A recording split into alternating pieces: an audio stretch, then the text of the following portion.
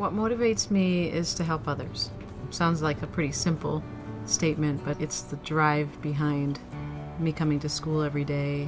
It just feels right to help others that sometimes many people have lost faith in.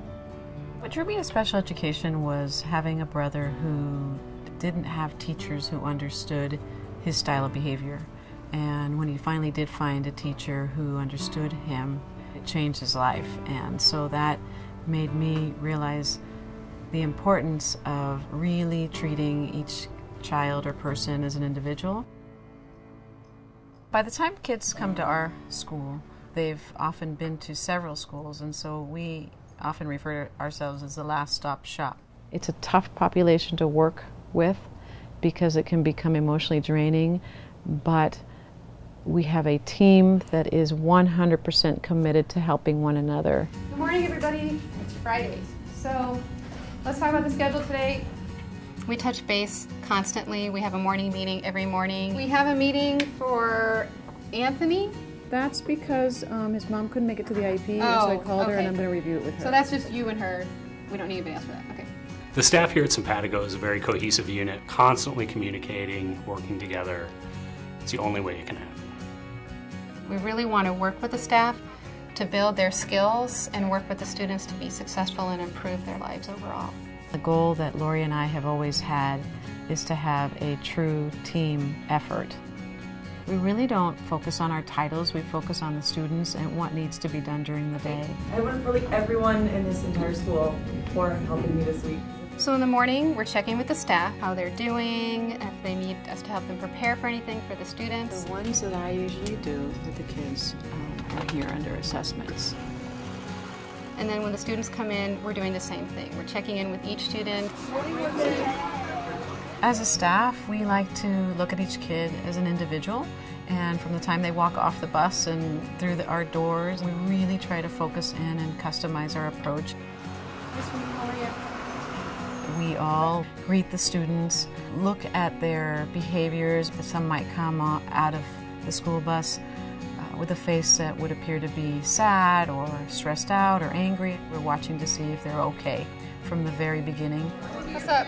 Even if it's just, how are you this morning, or are you okay?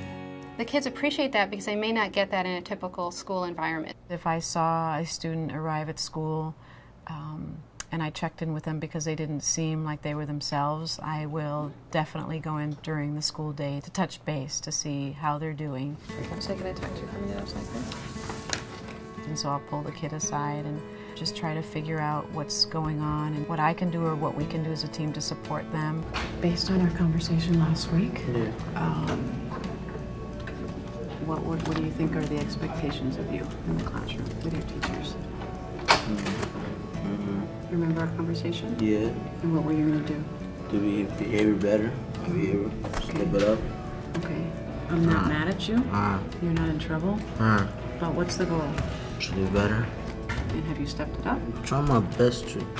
I know you're trying your best. I like to use the term peeling the onion when referring to having the heart-to-hearts with the kids because, in essence, you're trying to get to the core of what's really wrong. We're really going to take the time to work with the student to get through whatever they're struggling with at that moment so that we can get them successful and then back into the classroom, and then we're going to check back in with them maybe a few times during the day to make sure that they're okay.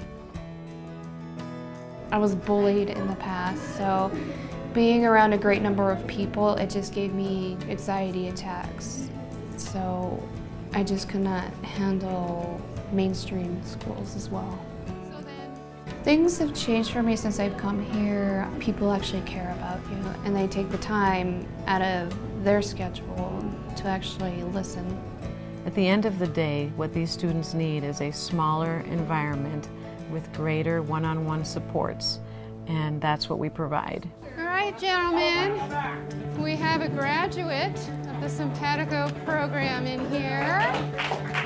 You get to wear the graduation hat. We have many students who come to us who are extremely talented, who are intelligent, who are kind, who have a lot of great attributes, but just don't believe that they have any attributes. Hey, Hyro, since you've been here, like what helped you? What helped you here?